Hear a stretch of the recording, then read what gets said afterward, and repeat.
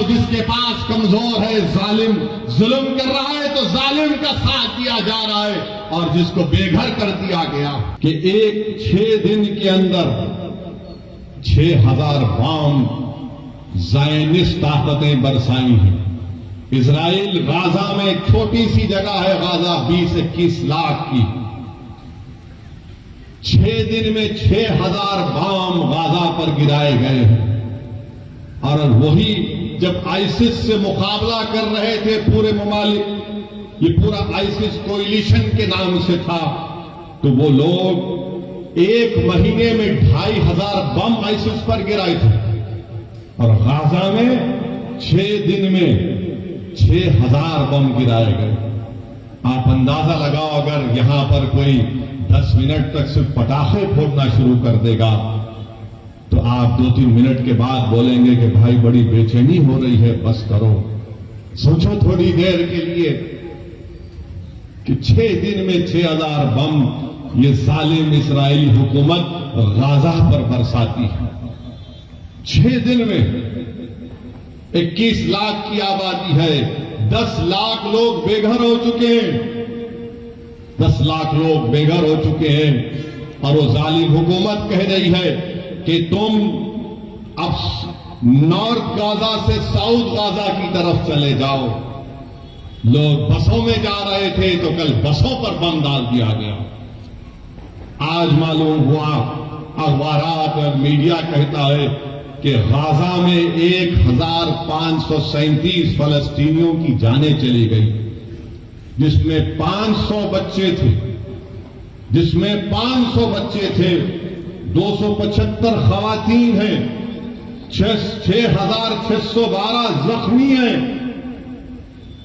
یہ صرف 6 دن کی بات کر رہا ہوں میں آپ سے، اور یہ دنیا جو بڑی ہیومن رائٹس کی بات کرتی ہے، یہ دنیا جو بڑے فنڈامنٹل رائٹس کی بات کرتی ہے، حقوق کی بات کرتی ہے، آج یہ بڑے بڑے ممالک آج خاموش بیٹھے ہیں، گونگے ہو چکے ہیں، اندھے بن چکے ہیں، بہرے بن چکے ہیں، کہ جس سرزمین کے پاس کچھ نہیں ہے، آج آپ نے وہاں پر 6 دن میں 6000 بم برسائے، 1537 لوگوں کی جانیں چلی گئیں، 500 معصوم بچے، 275 خواتین کی موت، اور 6612 لوگ زخمی ہیں۔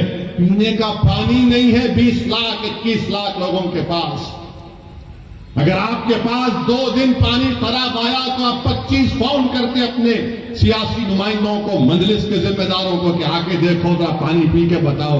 وہاں پینے کو پانی نہیں ہے میرے بھائی، کھانے کو کھانا نہیں ہے غازہ کے لوگوں کے پاس، اسپتال میں دوائیں ختم ہو چکی ہیں، آکسیجن تو دور کی بات۔ اور یہ ظالم، یہ زائنسٹ لوگ کہتی ہیں غازہ کے لوگوں سے کہ تم نارتھ غازہ سے نکل کر ساؤتھ غازہ میں چلے جاؤ۔ پوری بلڈنگیں برباد، بے گھر ہو چکے ہیں۔ ہم نظارے دیکھ رہے ہیں کہ 10-11 سال کا بچہ زخمی ہے، باپ زخمی ہے، بجائے باپ اپنے بیٹے کو ہمت دلائے، 12 سال کا بچہ کہہ رہا ہے کہ ابا رونا بند کرو، میں اچھا ہوں۔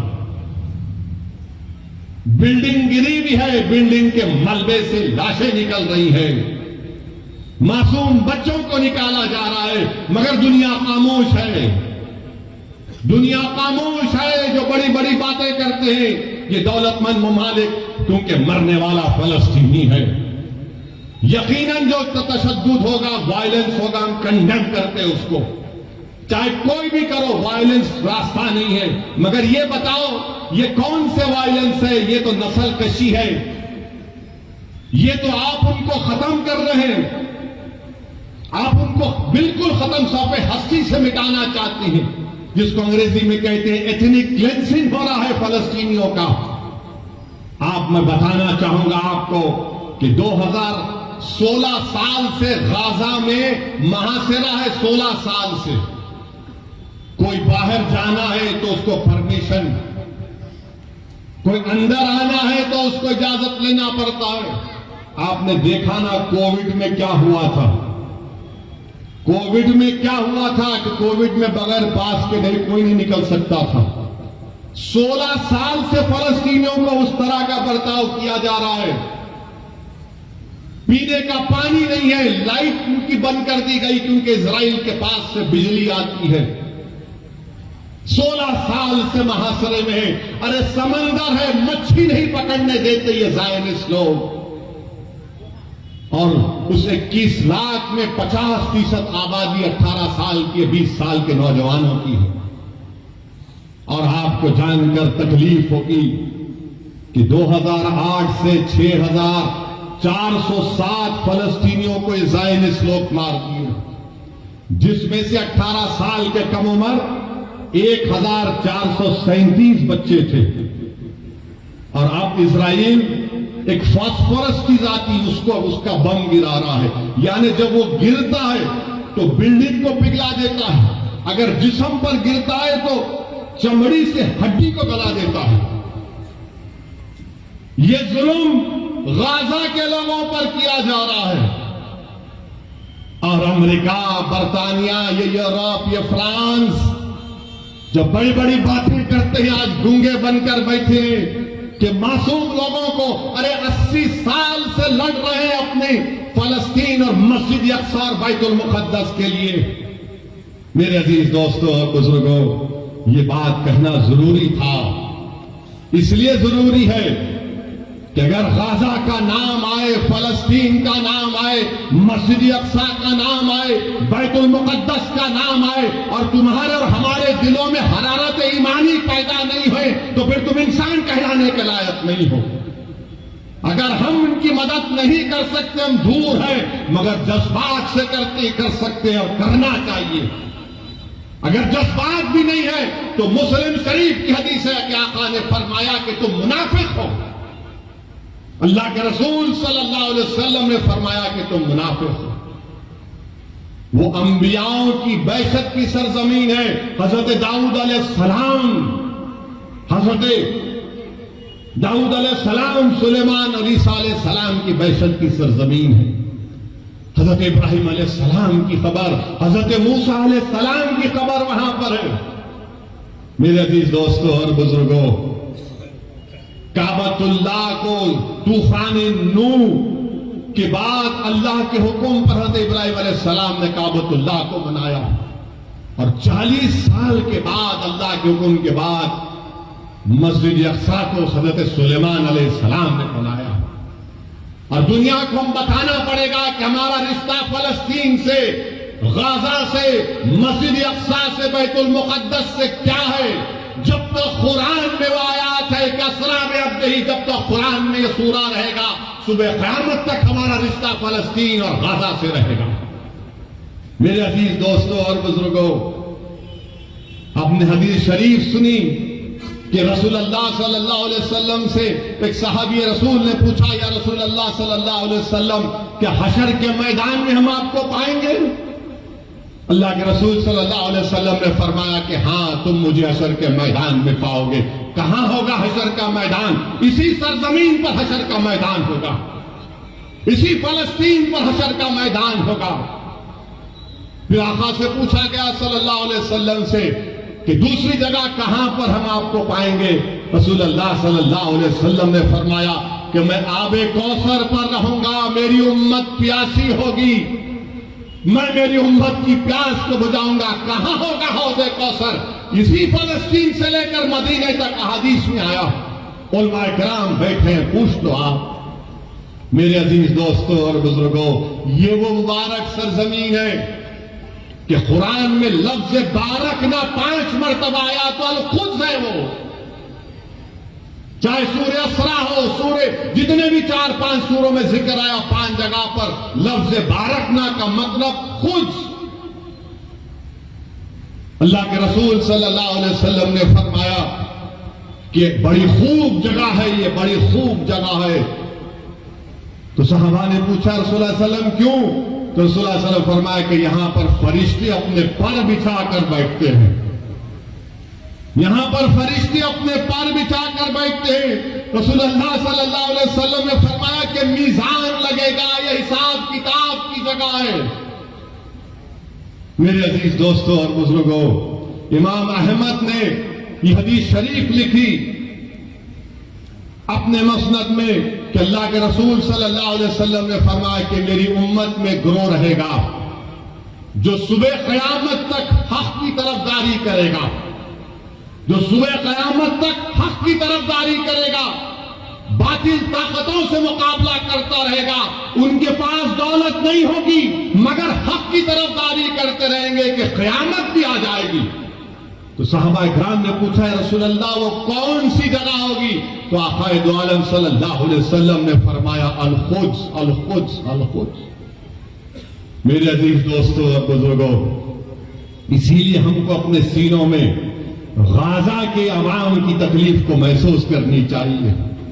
وہ جو 500 بچے مرے، تکلیف کو محسوس کرو، وہ تمہاری اولاد تو نہیں ہے، مگر سوچو اگر تمہاری اولاد مر جاتی، سوچو تھوڑی دیر کے لیے وہ کووڈ میں جب ہم لاشوں کو اٹھا اٹھا کر ڈر ڈر کر لے کر جا رہے تھے، سوچو تھوڑی دیر کے لیے 1 سال 2 سال نہیں 70 سال سے یہ مجاہد، یہ غیور قوم اگر پوری دنیا میں حق کی سربلندی کے لیے اور باطل کی شکست کے لیے اگر کسی سرزمین پر مبارک روحوں کا خون گرائے تو مسئلہ فلسطین پہ گرا، مسجد اقصی بیت المقدس کے لیے خون بہایا جا رہا ہے۔ میں سلام کرتا ہوں ان ماؤں کو جنہوں نے ان بہادر بچوں کو پیدا کیا جو زائنس لوگوں کی گولیوں کا نشان بن رہے ہیں، جو بموں سے ان کی موت ہو رہی ہے، مگر دنیا یہ جان لے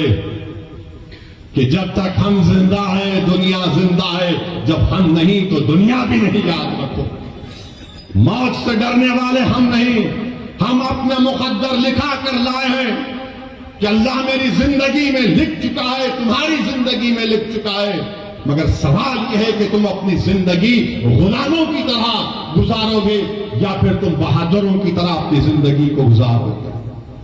لوگ مجھ سے پوچھتے ہیں فون کر کے کہ اسد الدین اویسی یہ کیسا ہو رہا ہے، یہ کیا ہو رہا ہے؟ لوگ تکلیف محسوس کرتے ہیں اور لوگ پوچھتے ہیں کہ کہاں ہے صلاح الدین ایوبی، کہاں ہے وہ صلاح الدین ایوبی؟ ارے تم اپنی اولاد کی کیا تربیت کر رہے ہو؟ کہاں سے صلاح الدین پیدا ہوگا جب باپ اپنی اولاد کے سامنے اپنی ماں کی بے عزتی کرے گا؟ کہاں سے صلاح الدین آئے گا جب تم بیٹے کے سامنے اولاد کے سامنے اپنی بیوی سے غلط برتاؤ کرتے ہو؟ کہاں سے صلاح الدین آئے گا جب نوجوان گناہ کرتے ہیں، زنا کرتے ہیں؟ کہاں سے صلاح الدین آئے گا جب تم زنا کرتے ہو؟ کہاں سے صلاح الدین آئے گا جب تم اپنے ہی ہاتھ سے اپنے بھائی کا قتل کرتے ہو؟ کہاں سے صلاح الدین پیدا ہوگا جب ہماری بیٹیاں گناہ کرتی ہیں؟ صلاح الدین کیسے پیدا ہوگا؟ جب تم نیک بنو گے، جب تم گناہوں سے دور رہو گے، تم رسول اللہ صلی اللہ علیہ وسلم سے بے پناہ محبت کرو گے تمام چیز اور دنیا سے بڑھ کر۔ صلاح الدین ایوبی زندگی میں جب تک بیت المقدس مسجد اقصی پر کامیابی حاصل نہیں کیا اس کی پیشانی پر بل رہتا تھا۔